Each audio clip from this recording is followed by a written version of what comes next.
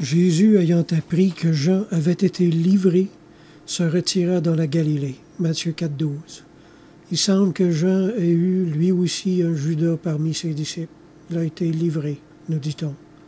Je remarque personnellement depuis longtemps que les pires ennemis de réveil spirituel se trouvent parmi les anciens amis de Dieu. Il y a en effet parmi les frères plusieurs croyants ayant mal vieilli et à qui le Seigneur ne peut plus faire confiance aujourd'hui. Ils sont ennemis de la sainteté, ennemis des dons spirituels, ennemis de toute œuvre pouvant donner gloire à Dieu et ainsi faire de l'ombre à leur position.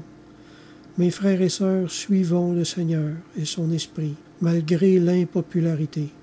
Les mal connus sur terre sont souvent des célébrités au ciel. Le disciple n'est pas plus grand que le maître, et bien fou est celui qui aspire à la popularité quand son maître est un crucifié. Bienheureux au contraire ceux qui ont choisi de faire partie de ce petit troupeau tant aimé de Dieu. Personnellement, ma joie intérieure surabonde. Le plan de ma vie est dévoilé.